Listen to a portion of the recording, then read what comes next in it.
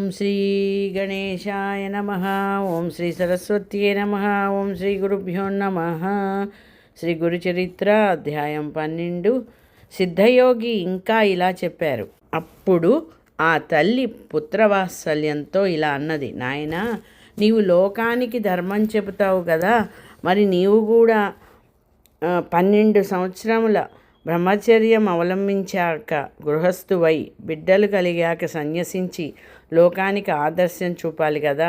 ఇలా క్షణికావేశంలో సన్యాసం స్వీకరిస్తే వాసనాక్షయం అవ్వక మానవులు పతితులవుతారని శాస్త్రాలు హెచ్చరిస్తున్నాయి కదా అని బ్రతిమాలింది.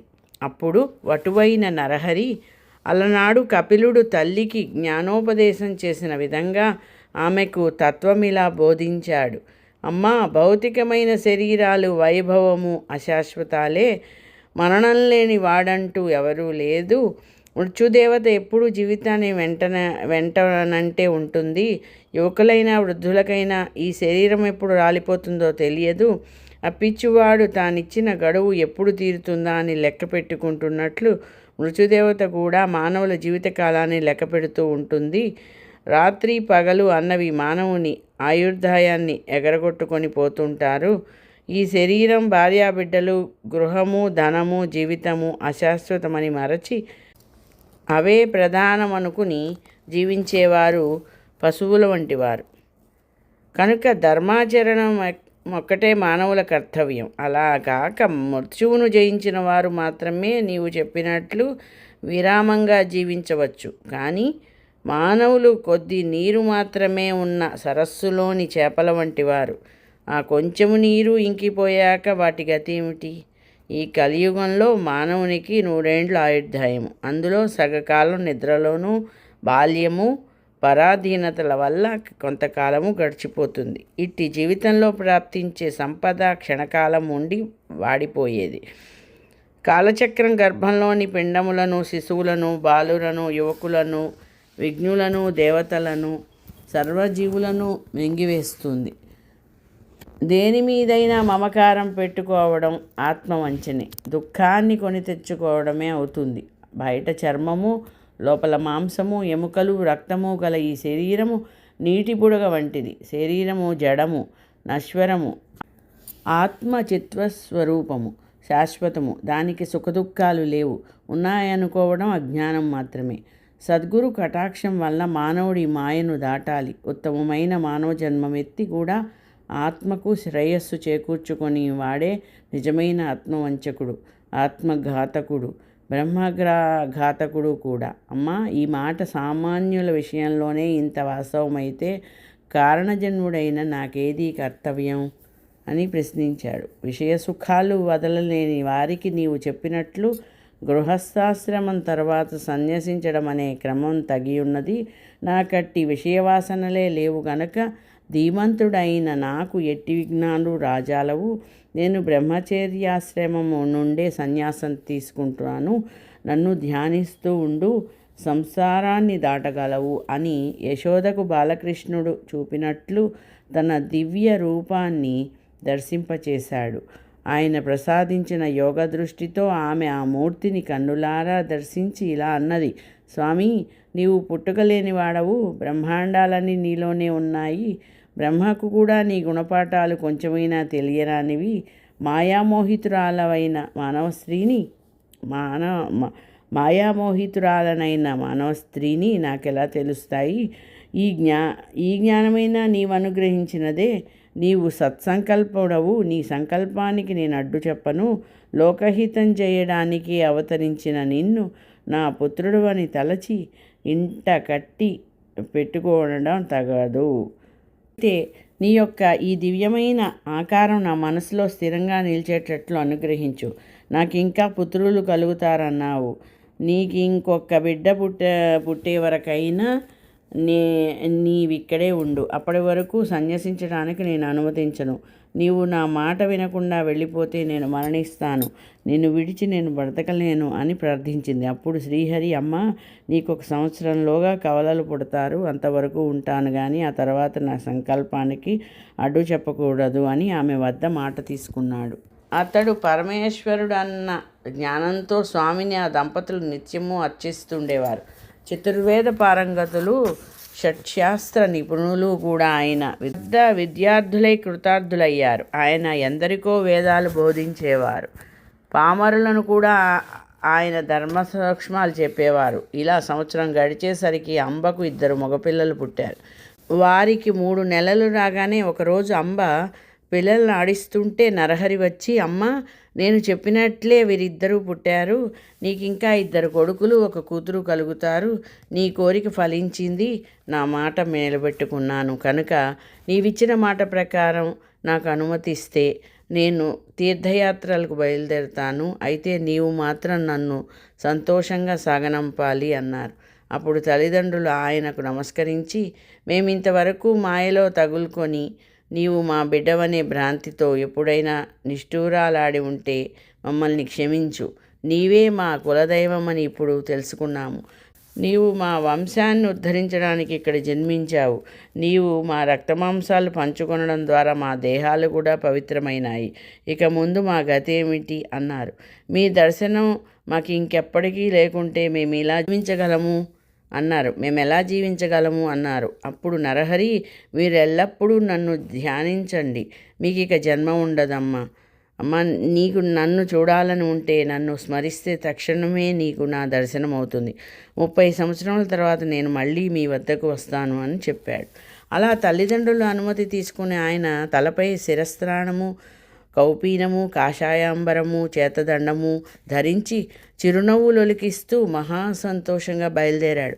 ఆ దృశ్యం చూచిన జనం 9 సంవత్సరముల పిల్లవాడు ఇల్లు విడిచిపోవడానికి ఆ తల్లి ఎలా అనుమతిస్తున్నది అని ఆశ్చర్యపోయారు. కొందరు ఈయన అవతారమూర్తి, ఈయనను కన్న తల్లిదండ్రులు ధన్యులు అన్నారు.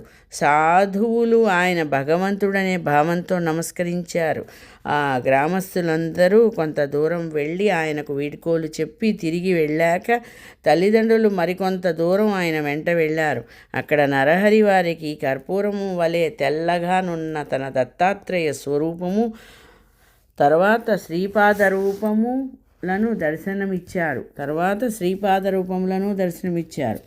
అది తమ శని ప్రదోష పూజా ఫలితమేనని తలచి ఆ తల్లిదండ్రులు, మా జన్మలు ధన్యమయ్యాయి, మీరు దయతో మాకు మళ్ళీ దర్శనమివ్వాలి అని వేడుకోగా ఆయన తప్పక మళ్ళీ దర్శనమిస్తాను అని మాట ఇచ్చి వాళ్ళను వెనకకు పంపాడు. ఆ దివ్య దర్శన ప్రభావం వలన వారు తమ పుత్రవ్యామోహం మరచి భక్తిభావంతో వెనకకు వెళ్ళారు.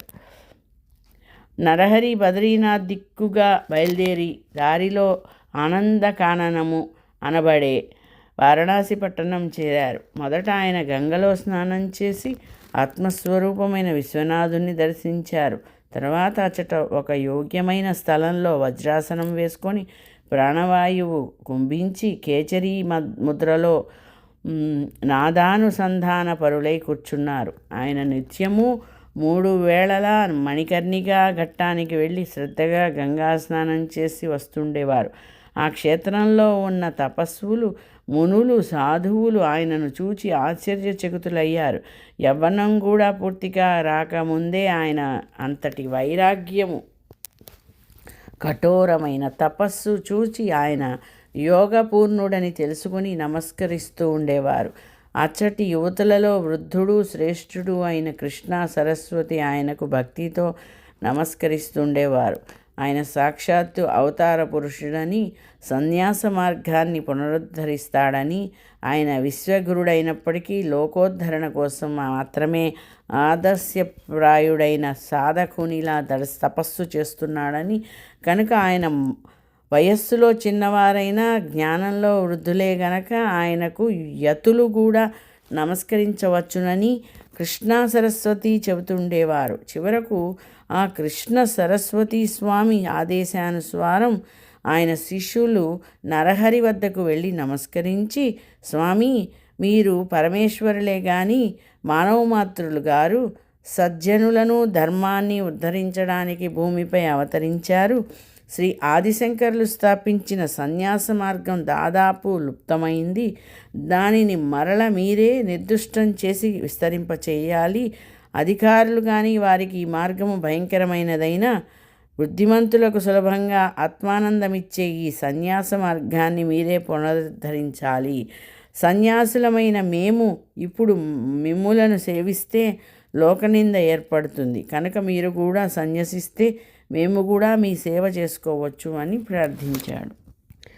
నరహరి వారి ప్రార్థనను మన్నించి సత్సాంప్రదాయ సముద్ధరణ కొరకు శ్రీకృష్ణ సరస్వతీ పాదులను గురువుగా స్వీకరించి శాస్త్ర పద్ధతిని వారి వద్ద సన్యాసం స్వీకరించారు. అప్పుడు గురువిచ్చిన దీక్షానామం శ్రీ నృసింహ సరస్వతి. తర్వాత ఆయన కొంతకాలం కాశీపట్నంలోనే ఉండి మానవులకు 4 పురుషార్థాలను ప్రసాదించగల వేదార్థాన్ని భక్తులకు ప్రవచించారు.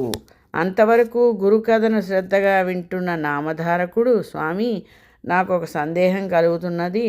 విశ్వగురుడైన శ్రీగురునికి ఇంకొకరు గురువెలా కాగలరు?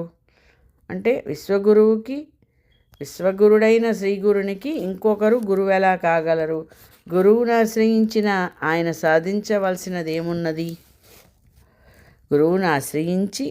సాధించవలసినదేమున్నది? అని అడిగాడు. సిద్ధయోగి ఇలా చెప్పారు. పూర్వము శ్రీరామచంద్రుడు వశిష్ఠ మహర్షిని, శ్రీకృష్ణుడు సాందీపని మహర్షిని గురువులుగా వరించినట్లే శ్రీగురుడు కూడా శ్రీకృష్ణ సరస్వతి స్వామిని గురువుగా ఎన్నుకున్నారు. శ్రీ గురు సాంప్రదాయం అనాది సిద్ధమైనది. దీనికి మూలపురుషుడు సదాశివుడు, ఆయన శిష్యుడు విష్ణువు, విష్ణువుకు శిష్యుడు బ్రహ్మదేవుడు. అటు తర్వాత గురుపరంపర ఇలా కొనసాగింది. బ్రహ్మదేవుడి నుండి వశిష్ఠుడు, శక్తి, పరాశరుడు, వ్యాసుడు, శుకుడు, గౌడపాదుడు, గోవింద భగవత్పాదాచార్యులు, శంకర భగవత్పాదులు, విశ్వరూపుడు, బోధజ్ఞానగిరి, సింహగిరి, ఈశ్వర తీర్థుడు, నృసింహతీర్థుడు, విద్యారణ్యుడు, మలయానందుడు, దేవతీర్థుడు, యాదవేంద్ర సరస్వతి, కృష్ణ సరస్వతి, శ్రీకృష్ణ సరస్వతి స్వామియే శ్రీగురుడని ప్రసిద్ధికెక్కిన శ్రీ నృసింహ సరస్వతి స్వామి యొక్క గురువు. శ్రీకృష్ణ సరస్వతి స్వామియే శ్రీగురుడని ప్రసిద్ధికెక్కిన శ్రీ నృసింహ సరస్వతి స్వామి యొక్క గురువు. తర్వాత శ్రీగురుడు తాము స్వయంగానే పవిత్రులైనప్పటికీ అనేక పుణ్యతీర్థాలు దర్శిస్తూ బదరికాశ్రమం చేరారు. తర్వాత ఆయన మేరు పర్వతానికి ప్రదక్షిణంగా సంచరిస్తూ సర్వక్షేత్రాలు దర్శిస్తూ పుణ్యతీర్థాలలో స్నానం చేస్తూ శిష్యులతో కలిసి గంగాసాగర సంగమం చేరారు. ఆయన మొదట గంగకు ప్రదక్షిణంగా ప్రయాగ వరకు తటాకయాత్ర చేశారు. అది కూడా గంగా ప్రదక్షిణతో సమానమే. అందుకే ప్రయాగను కూడా గంగాసాగరం అంటారు. ప్రయాగలో వారికి ఎంతోమంది శిష్యులయ్యారు. ఆ క్షేత్రంలో మాధవుడనే బ్రాహ్మణుడికి శ్రీగురుడే స్వయంగా తత్వం ఉపదేశించి సన్యాసమిచ్చారు. శ్రీదత్తాయ గురవే నమః. శ్రీ శ్రీ శ్రీపాదవల్లభాయ నమః. శ్రీ శ్రీపాద శ్రీవల్లభాయ నమః. శ్రీ నృసింహ సరస్వత్యై నమః. అక్కడ కొంతకాలం నిరంతర యోగనిష్టలో గడిపి ప్రయాగ చేరారు ఆయన.